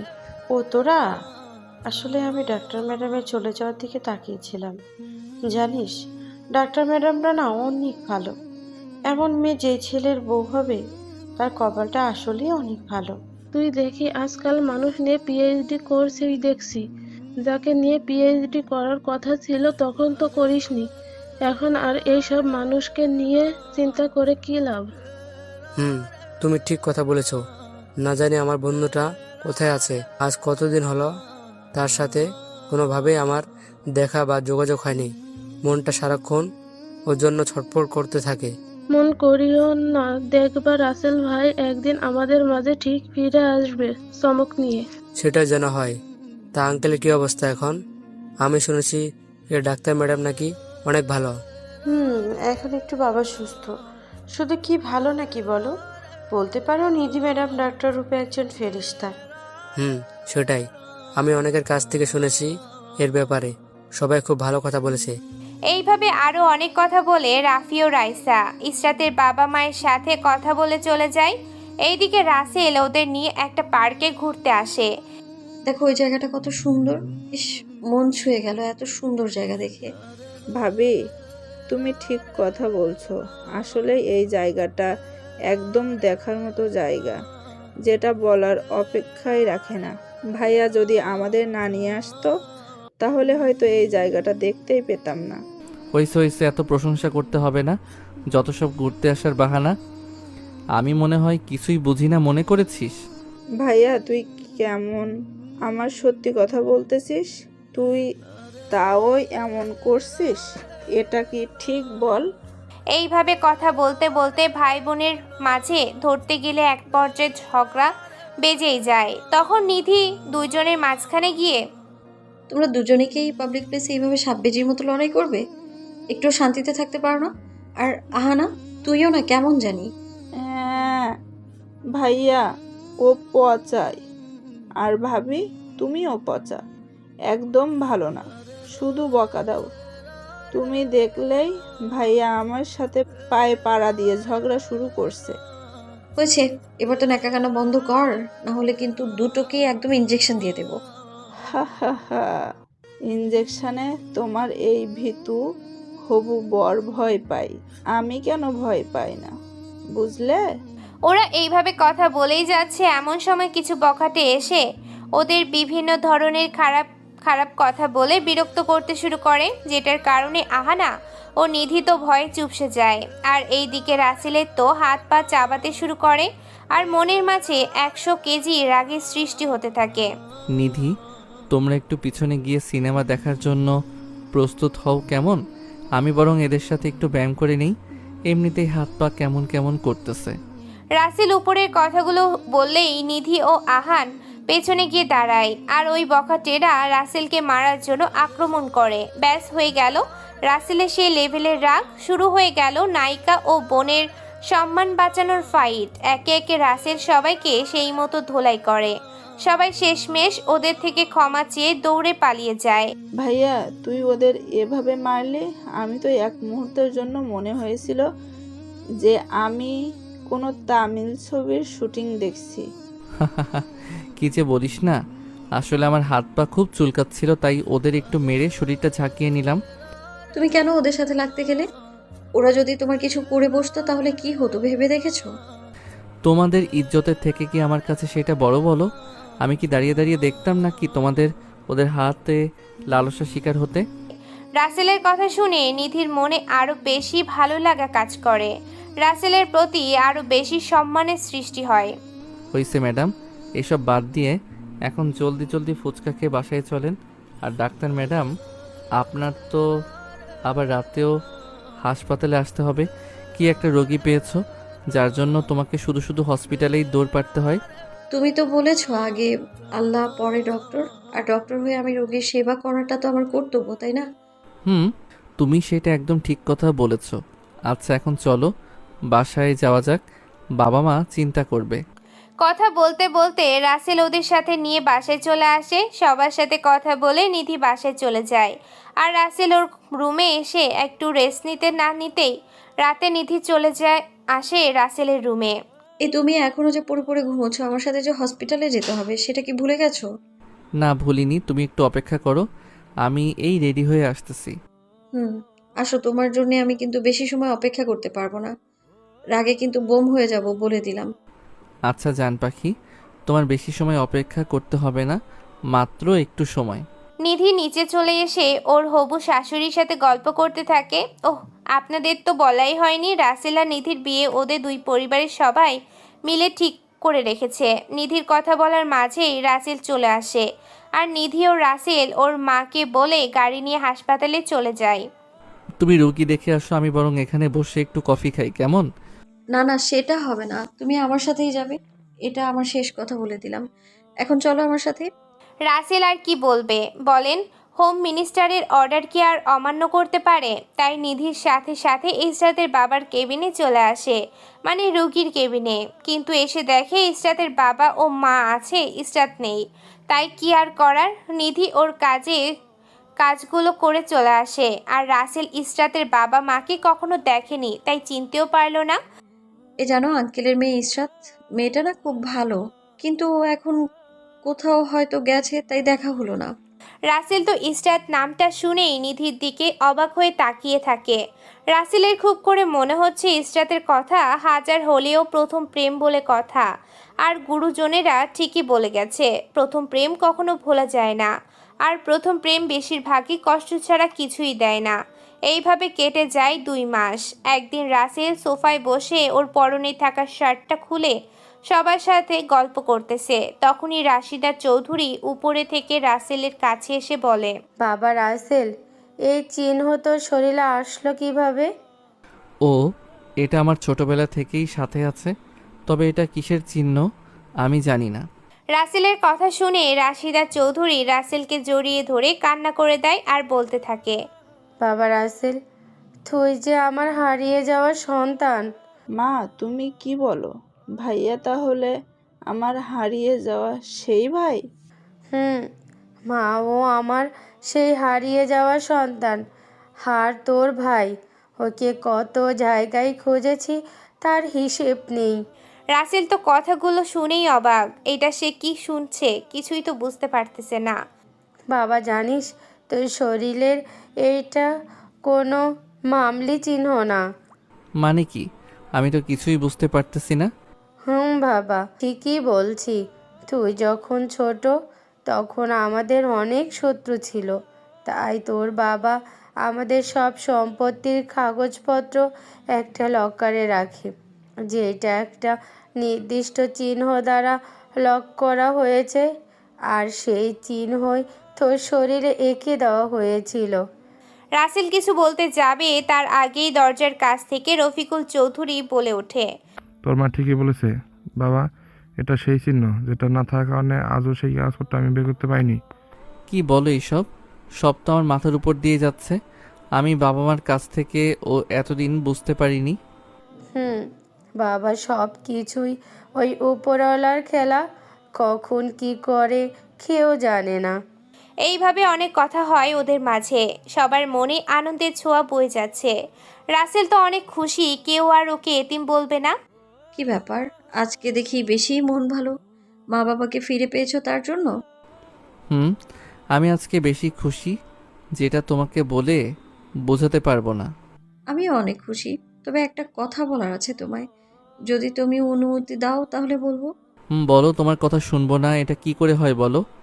ওই যে ইসরাত আছে না, আমার সাথে তো অনেক ভালো সম্পর্ক হয়ে গেছে। তো আগামীকালকে ওর আংটি বদল হবে, আমাকে তোমাকে সাথে নিয়ে যেতে বলেছে খুব করে। কি বলো? কালকে তো আমার কলিগ আশিকেরও আংটি বদল। এখন দুইজনের অনুষ্ঠানে কিভাবে যেতে পারি? তাহলে তোমার কলিগের অনুষ্ঠানে যেও, আমি ইসরাতকে না হয় কিছু একটা বলে ম্যানেজ করে নেব। আরে মন খারাপ করিও না তো, আমি তোমার সাথেই যাব। এবার খুশি তো নাকি? নিধি রাসেলকে জড়িয়ে ধরে বলে, আমি অনেক খুশি, তুমি আমার কথা রেখেছো তাই। এইভাবে ওরা অনেক কথা বলে শপিং থেকে কিছু জিনিস কিনে আনে। পরের দিন বিকেলে আহানা, নিধি ও রাসেল বেরিয়ে পড়ে ইসরাতের বাসার উদ্দেশ্যে। এখানে বলে রাখা ভালো, ইসরাতরা এখন চট্টগ্রামেই থাকে। ওরা ইসরাতের বাসায় চলে আসে। রাসেলের সামনে দিকে যেতে নিলেই ঠাস করে একটা ধাক্কা খায়। কি মনে করেছেন রাসেলের পড়ে গেছে? আরে না, রাসেল তো একটা ছেলের সাথে ধাক্কা খেয়েছে, তাই পড়েনি। আর সেই ছেলেটা আর কেউ না, সে হলো রাফি। রাসেল রাফিকে দেখেই তো অবাক। চোখের কোণে দুজনেরই পানি চলে আসে। দোস্ত, তুই এখানে কিভাবে? তোকে এত বছর পর এভাবে দেখতে পারবো ভাবতে পারিনি। আমি মনে হয় আগে থেকেই ভেবে রেখেছি তোর সাথে এইভাবে দেখা হবে, তাই না? আমি কি জানতাম নাকি তোকে এখানে পাবো? তাহলে তো আরো আগেই চলে আসতাম। তুই মামা আগের মতোই আছিস, একটুও পরিবর্তন হস নাই। তা কেমন আছিস? ভালো আছি। তুই আর রাইসা ভাবি কেমন আছিস রে? আমি অনেক ভালো আছি, আর রায়সা অনেক ভালো আছি। আর রায়সা এখানে আছে। কি বলিস? একসাথে দুইজন একই বাড়িতে? ব্যাপার কি মামা? মামা, আমরা তো বিয়ে করে ফেলেছি, আর তুই এই বাড়িতে এসেছিস কার বিয়ের অনুষ্ঠানে জানিস না? জানি তো, আমার হবু বউয়ের পরিচিত ইসরাতের বিয়েতে। কিন্তু তাকে এখনো আমি দেখিনি। কি বলিস, দেখিসনি? আর তুই যদি জানিস সে কে, তাহলে তুই নিজেকে সামলাতে পারবি তো? কেন পারবো না? আর কি এমন ব্যাপার, একটু খুলে বলতো। রাফি কিছু বলতে যাবে তার আগেই ওখানে নিধি ও আহানা চলে আসে। তুমি এইখানে আর আমি সারা বাড়ি খুঁজে বেড়াচ্ছি। তোমাকে আমার বান্ধবী দেখার জন্য পাগল হয়ে আছে। ও, বুঝতে পারছি। আর নিধি, এ হলো রাফি, আমার সেই ফ্রেন্ড যার কথা তোমাকে বলেছিলাম। তা ভাইয়া, আপনি কেমন আছেন? আর ভাবি কোথায়? আমি অনেক ভালো আছি ভাবি। আর আপনি কেমন আছেন? আপনি মনে হয় আপনার ভাবিকে দেখেছেন ইসরাতের সাথে। তাহলে রাইসা ভাবি আপনাদের দুজনকে অনেক মানিয়েছে। ওই চলো তো ভিতরে যাই। চলো যাই। আমাকে আবার চলে যেতে হবে একটা কাজে। রাসেল, তুই যাস না ভেতরে, কারণ নিজেকে ধরে রাখতে পারবে না। ভাইয়া, আমি কিন্তু কিছুই বুঝতে পারলাম না, একটু বুঝিয়ে বলেন তো। বুঝিয়ে বলতো। আমি ভিতরে গেলে কি এমন ক্ষতি হবে শুনি? কারণ ইসরাত আর কেউ না, তুই যাকে নিজের থেকে বেশি ভালোবাসতি, ইসরাত সেই মেয়ে। রাফির কথা শুনে রাসেল তো অবাকের চরম পর্যায়ে পৌঁছে গেছে, আর নিধি তো আহানা তো অবাক হয়ে তাকিয়ে আছে। কি বলিস? এই বেঈমান মেয়ের বিয়েতে আল্লাহ আমাকে নিয়ে আসলো। আমি আগে জানলে কখনোই আসতাম না। আমি জানি তুমি কখনোই আসতে না, তাই তো তোমাকে না জানিয়ে আমি তোমাকে এনেছি। কেননা ইশরাত খুব করে বলেছিল যেন শেষবারের মতো তোমাকে দেখতে পায়। নিধি, তুমিও আমার সাথে এমন করলে? আমি তো সবসময় ভাবতাম তুমি আমার থেকে কিছুই লুকাবে না। ওনার কোনো দোষ নেই, কেননা আমি তাকে খুব করে বলেছিলাম আমি আসলেই অভাগী যে তোমার মতো কাউকে পেয়েও হারিয়ে ফেলেছি। আপুকে কিছু বলিও না। আপনার মতো মানুষের সাথে কথা বলতেও আমার ঘৃণা করে। আপনি একটা বেঈমান। আমি বেঈমান, কারণ আমি তোমার পথ চেয়েও দিনের পর দিন চোখে জল ফেলছি, না ঘুমিয়ে চোখে জলে বালিশ ভিজিয়েছি। তাতে কি? ওই নিধি, চলো আমি গেলাম। এখানে এক মুহূর্তের জন্য থাকতে চাই না। যাবে তো, কিন্তু আমার বরের সাথে দেখা করে যাও। সে বিমান বাহিনীতে চাকরি করে। সে তোমার মতো এতিম আর ছোট লোক না। দেখেছিস রাফি, আজও সেই এতিম ছেলেটাকে অপমান করতেছে। নিজের বর বিমান বাহিনীর অফিসার, তো কি হয়েছে? কি হয়েছে মানে? আমি এতদিন না বুঝে তোমার অপেক্ষায় বসেছিলাম, কিন্তু যখন বুঝলাম বিমান বাহিনীর অফিসারকে রেখে তোমার মতো এতিমের জন্য বসে থাকা বোকামি ছাড়া কিছুই না। ইশরাত, তুমি তাহলে আমার হবু স্বামীকে এইভাবে অপমান করার জন্য নিয়ে আসতে বলেছো? আমি আগেই জানতাম এই এতিমটাই আপনার হবু স্বামী, তাই তো এইভাবে নিয়ে আসতে বলেছিলাম। ইসরাত কথাগুলো বলেই হো হো করে হাসতে থাকে। আরো কিছু বলতে যাবে, ঠিক তখনই ভেতর থেকে ইসরাতের বর চলে আসে। আরে স্যার, আপনি এখানে? কত করে বললাম আমার এখানে আসার জন্য, কিন্তু আপনি তো বারবার মানা করে দিলেন। রাসেলকে স্যার বলতে দেখে ওইখানে উপস্থিত রাসেলের পরিচয় জানা লোক বাদে সবাই অবাক। তোর মাথা কি গেছে যে ওকে তুমি স্যার বলতেছো? ওর মতো ছোট লোক এতিমকে স্যার বলতেছো? ইসরাতের কথা শুনে আকাশ ঠাস ঠাস করে দুইটা থাপ্পড় লাগিয়ে দেয় আর বলে ওঠে, এই, তুমি যেন কাকে কি বলতেছো? উনি আমার স্যার, বিমান বাহিনীর সিনিয়র অফিসার, আর এই শহরের নাম করা ব্যবসায়ীর ছেলে। আকাশের মুখে এই কথা শুনে তো ইসরাত মনে হলো আসমান থেকে পড়লো। কি বলবে ভেবেই পাচ্ছে না। মনের কোণে হয়তো এখন একটু অনুশোচনা বোধ কাজ করতেছে। এত বড় মাপের মানুষকে নিজের কাছে পেয়েও হারিয়ে ফেললো। আপনার মাঝে সেই অবহেলা আর অহংকারটা আজও আছে, ভাবতে অবাক লাগে। যাই হোক, আপনার বিবাহিত জীবন সুখের হোক। আমি কখনোই ভাবতেও পারিনি আপনি দাওয়াত করিয়ে এনে আমার হবু স্বামীকে এইভাবে অপমান করবেন। আগে যদি বুঝতাম আপনার মনটা এত কুৎসিত, তাহলে এইখানে কখনোই আসতাম না। নিধির কথা শুনে ইসরাত কি আর বলবে? কিছুই বলার নেই। বলতে লজ্জায় বলার সাহসটুকুও পায় না। এইদিকে আকাশ তো বলেই ওঠে, স্যার, আমি আগে জানতাম না ইসরাত সেই কাল নাগিনী যে কিনা আপনার মতো মানুষের জীবনটা ভেঙে তছনছ করে দিছে। আমি আগে জানলে ওর মতো ছোট মনের মেয়েকে কখনোই বিয়ে করতাম না। আকাশ সাহেব, এইভাবে বলবেন না। আমার সাথে যা হয়েছে আমি সেই সব নিধির ভালোবাসাই ভুলে গেছি। একটা রিকোয়েস্ট করব, রাখবেন? সবাই রাসেলের কথা শুনে অবাক হয়ে তাকিয়ে আছে। কি রিকোয়েস্ট করবে সেটাই ভেবে। আপনার কথা রাখবো না এই সাহস আমার হয়নি স্যার। আমি আপনার কথা রাখবো, আপনি শুধু বলেই দেখেন। আপনার ওকে বিয়ে করে সুখে সংসার সাজান, হয়তো আপনার ভালোবাসা পেয়ে নিজেকে শুধরে নিতে পারবে। দেখেছিস যে এই মানুষটার সাথে এত কিছু করেছিস, আজ সেই তোর জন্য আমার কাছে রিকোয়েস্ট করছে। ইসরাতের মুখে কোনো কথা নেই, এক গিয়ে চুপটি করে দাঁড়িয়ে থাকে। রাসেল কথাগুলো বলেই সেখান থেকে আহানা ও নিধিকে নিয়ে রাফি ও রাইসাকে বলে বাড়িতে চলে আসে। সরি, আমি ভাবতে পারিনি আমার জন্য তোমায় এতটা অপমানিত হতে হবে। আর ইশরাতের মনে যে এমন, সেটা আমি কখনোই কল্পনাও করিনি। আর এই সরি বলার কি আছে? আর এখানে তোমার কোনো দোষ নেই, সবটা আমার কপালে লেখা ছিল। আর ধন্যবাদ তোমাকে। রাসেলের এই অবস্থায় ধন্যবাদ কথাটা শুনে নিধি অনেকটাই অবাক হয়ে যায়। ধন্যবাদ কেন দিচ্ছ শুনি?